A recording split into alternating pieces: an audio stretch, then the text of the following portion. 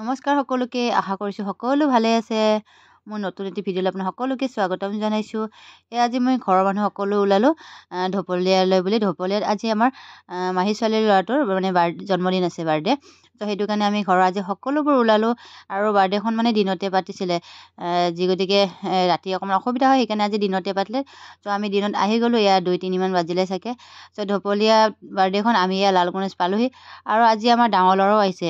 ডাঙৰ ল'ৰাই মানে বিশেষ ক'তো নাযায় তেনেকৈ বিয়া বাৰু বাৰ্থডে খাবলৈ, কিন্তু ইয়ালৈ বুলি আহিলে, যি গতিকে ঘৰৰে মানুহ আৰু যিজন ল'ৰাৰ বাৰ্থডে মানে মোৰ মাহী ছোৱালীজনীৰ, তো একে বয়সৰে হ'ব ইহঁতে। তো সেইটো কাৰণে সিয়াৰ লগত পূৰা ফ্ৰেণ্ডশ্বিপ আছে, তো সেইটো কাৰণে তাৰ বাৰ্থডেলৈ আহিলে। তো আমি ঢপলীয়া ফিল্ড সোমালোঁহি, ঢপলীয়া ফিল্ডৰ ওচৰতে। তো আমি পালোঁহি টাৰ্ণিং ইহঁতৰ ঢপলীয়াৰ ফিল্ডৰ। তো আজি ঘৰৰ সকলো একেলগে আহিলোঁ। আমাৰ টিকলাই পূৰা আগত গৈ আছে, যি গতিকে সি মানে চিনাকি কথা নাই। সি মানে ক'ৰবাত আহিলে পূৰা ফ্ৰী বিন্দাছ, আৰু সি পূৰা লাজ চাজ নকৰে, পূৰা ঘৰৰ ভিতৰত সোমাই যায়। কিন্তু আকৌ ডাঙৰটো আকৌ আমাৰ পূৰা লাজুকী, মানে মানুহক তেনেকৈ কথা চথা নকয়, অকণমান লাজ কৰি থাকে। তো দেখিছেনে আমাৰ টিকলাই পূৰা গপচত আগত যাই আছে। আৰু দেখিছে আমাৰ ল'ৰাই সেনেকৈ গপচত আগতে যাই থাকে ভিডিঅ'বোৰ, আপোনালোকে দেখিছে আমাৰ টিকলাটো। তো এতিয়া সোমাবলৈ খুজিছে আমাৰ টিকলাই।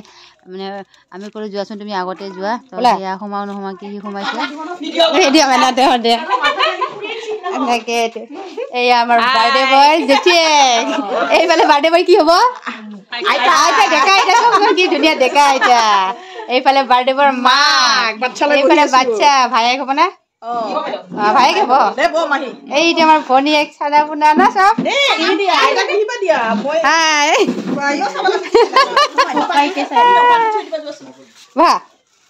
তুমি সকলো ঘৰৰ মানুহে আছিলে, আৰু আমি ফাৰ্ষ্ট আহি পালোঁ। তাৰপিছত ইয়াত টিকলাহঁতে লাগি গ'ল বেলুনত, বেলুন সজাইছিলে, যিকেইটা টিকলা ল'ৰা আছিলে তো বেলুনত লাগি গ'ল। গোটেইবোৰ টিকলা টিকলিয়ে আছিল। আৰু এইফালে আমাৰ টিকলা এটা লগ পাই গ'লোঁ। আৰু মই মানে য'ত যাওঁ টিকলা এটা থাকেই, আপোনালোকে দেখিছে ভিডিঅ'ত। তো আজি আমাৰ বাইদেৱে হ'ব, মানে বাইদেউৰ ছোৱালী, ছোৱালী নহয় চৰি, ল'ৰা হয়। এইটো ডাঙৰজনী ছোৱালী, এইটো সৰু ল'ৰা। তাৰপিছত এইফালে আমাৰ ইয়াৰ বাৰ্থডে গিফ্টটো দিলে। তো গিফ্টটো দিবলৈ অকণমান লাজ কৰি থাকে। ইহঁত দুটা একে সমনীয়াই হয়, 1 মাহৰ ডাঙৰ সৰু আৰু। তাৰপিছতে আমাক চাহপানী দিলে। এইফালে চাহপানী খাই পেলাই এইফালে কেক কাটিবলৈ হ'ল, আৰু দিনতে কেক কাটিছে, অকণমান সেই লাগে, তথাপি একো নাই বাৰু। তো কেকটো কাটিবলৈ আৰম্ভ কৰিছে। আৰু আমাৰ ডাঙৰ ল'ৰা কেকটো কটাৰ সময়ত আগতীয়াকৈ মানে মোক কৈ থৈ যে, মা মই জুঠা কেকটো নাখাওঁ দেই। চ' সেই এনেকৈ কৈ কিনে সি মানে পলাই দিয়ে, আৰু অলপ সময় সেইকাৰণে থাকে। কেনিবা সিয়াক জুঠা কেক খুৱাই নেকি কোনোবাই, তো সেইটো কাৰণে সি অকণমান বহুত ঘিণ পায়। তো তাৰ পৰাই তাক মই কেক কাটাৰ হোৱাৰ পিছতে সি পলালে অলৰেডি। তাৰপিছতে মই আমাৰ টিকলাক ক'লোঁ, ইয়াক মানে বাৰ্থডে বয়ক, যে তাক অকণমান বৌনো অকণমান কেক খুৱাই দিবা, কিন্তু জুঠাটো নোখোৱাবা, বেলেগকৈ খুৱাবা। চ' মানে এই কথাটো মই সকলো বাৰ্থডেত গ'লেই ক'বই লাগে, আৰু কি যে হ'ব নহয়, উপায় নাই আৰু, বাচ্ছাৰ লগত কিছুমান তেনেকুৱা থাকে ন। তো সকলোকে কেক খুৱাইছে, সি আমাৰতো আকৌ টিকলাই পলালে। তাৰপিছত কোৱাৰ লগে লগে সি আৰু এপিচ কেক কাটি কিনে লৈ আহিলে, ইমান মৰম দুজনৰ মাজতে। তো সেয়া খালে সি, কিন্তু নিজেই পূৰা সোমাই দিলে।